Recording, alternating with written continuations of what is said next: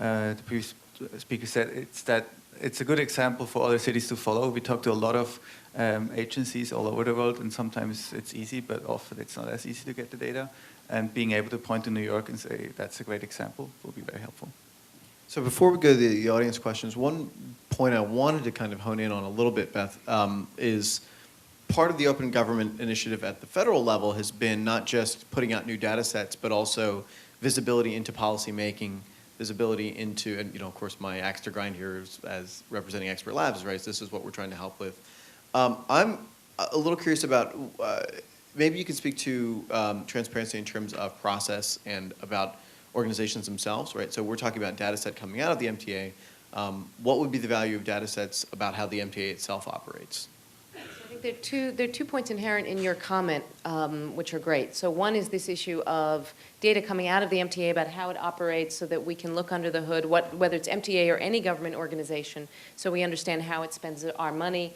We are, of course, in government responsible. We are fiduciaries for the taxpayers, and so we have to be open, and we need the same kind of eyeballs who are looking at transit data, also looking at this kind of government spending information, as well as looking at how the agency itself works and does its job. But I think there's another point that you're making as part of your comment, which is getting data into the process as well. So it's not just data sets being pushed out, it's crowdsourcing, for example, our ridership experience and combining those two data sets together that can potentially lead, I think, to powerful things. It's looking for the data that we can bring into the process from third-party data sets or from third-party experiences that might, in fact, make this whole experience, might help us beat Boston in their efforts going down the line. But I think you're absolutely right, is that this movement towards transparency generally is coupled with these two things. One is data that helps to drive accountability in government, but the other is high-value data that helps us to solve problems like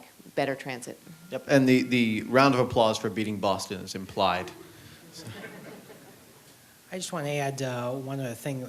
This is a particularly important issue when it comes to transportation infrastructure.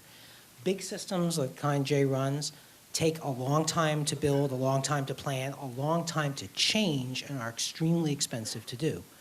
What that means is when the society around it changes, as it does all the time, and the underlying economics of it and the social demands, it can't, has great difficulty responding really quickly. Application development approaches like this allow the public generally to begin to adjust its behavior and adapt and help the MTA fit in better with an economy that's changing and a society that's changing much faster than a big infrastructure agency can afford to do. And I'll take a crack at that too. So far, all the apps that have been developed have come out of the brains of the people in this room and in other places. One thing you mentioned, Chairman Walder, in your talk, that there are things that you wish you could do or that wish could exist. And I think this room, the people in this room would benefit from finding out what those things are and letting them chew on some of the hard problems that you've been chewing on. So an outbound wish list. Exactly. I'll give you a few. You want them? Yeah. Just, I don't know. I think they're all off. Is this working? Yeah. Okay. So here's just a couple to think about, which I think are usually important to us right now. We operate a system that operates 24/7. It's almost unprecedented anywhere in the world. In fact, I'm not aware of anywhere else in the world that operates a system 24/7, 365 days a year. I was struck when I went to London when they talked about the service on Christmas Day, and I didn't realize they just closed the entire system. We don't do that in New York. We don't close any day. It just doesn't happen. Our challenge in being a user of our system on weekends, if you are a user of our system on weekends, you know this challenge. Our challenge is how to be able to communicate with people about what's going on. Now in other places, this is much easier.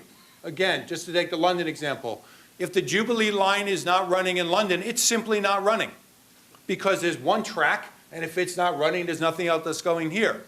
In New York, it's the 2 is running on the one track from this station to that station. You could take the 4 to get to Brooklyn, switch over to the 3. If you walk 2 blocks and get an out-of-system transfer on your MetroCard, you could continue your trip. And then we have a shuttle bus at the end of it to allow you to be able to do it over here. And in fact, that's usually beneficial to people because you watch people on weekends and they still want to do that, right? They're getting off and they still want to be able to use that system. It is enormously complicated to communicate. Enormously complicated to communicate, and I would say we are failing over and over and over again at being able to do that. Well, maybe we can find better ways of being able to do that. Maybe we could find ways to be able to take some of the tools that we have for trip finding planning, combine them with information about what's actually going on to be able to tell you the system is not operating in its normal way right now, and actually give people some comprehensible way of finding out that I actually, if I want to get from 96th Street to, to Chambers Street, how I actually do that. Or if I want to go out to Shea Stadium or Citi Field, how I actually do that if things aren't happening and stuff like that. We haven't yet cracked that. And we could, right? It's in our wherewithal to combine that. Maybe that's what Ernest meant when he put the word mashup in my head. But that's some of what we can do. Maybe it's a maps thing, but just think of that problem, because I think that is one of the most vexing problems we have.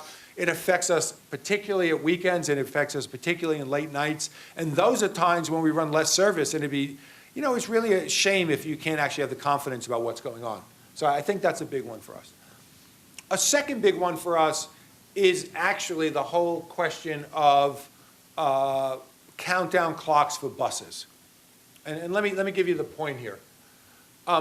There are 3 parts to getting countdown clocks for buses, and they're 3 separable parts. The first part we have to take care of, and that's that we have to have some system of knowing where the bus is, right? That's likely to be a GPS system. It's actually not very hard to do today. Any of us can walk down to Best Buy for $100, end up with a GPS in our car. The devices that we're going to buy, which are going to be the new fare card readers for the bus system, will in fact have a GPS in them, much like our phones all have GPS in them right now. And so we'll be able to know where the bus is.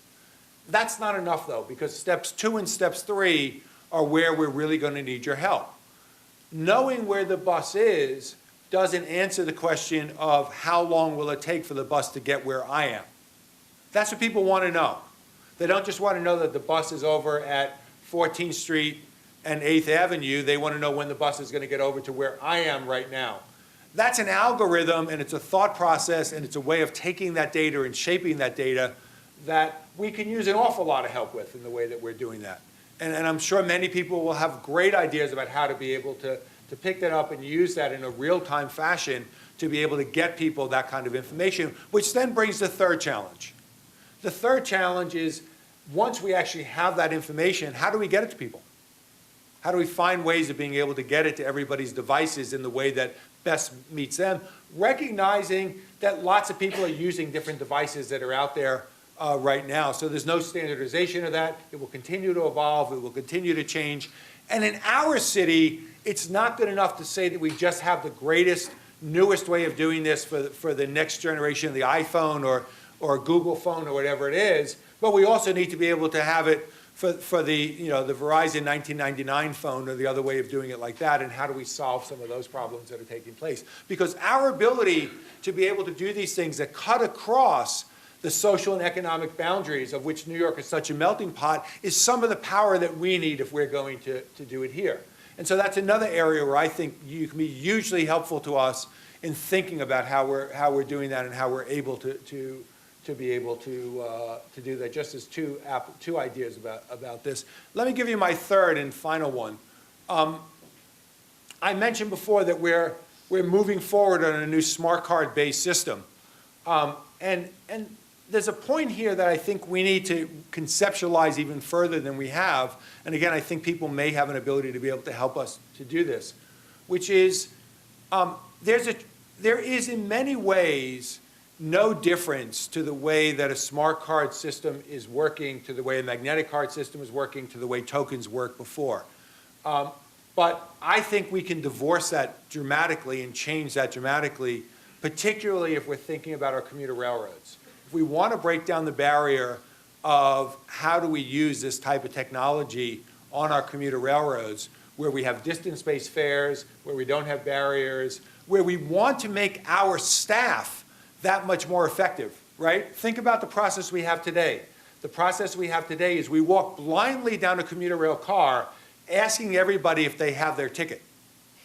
The process we really want to know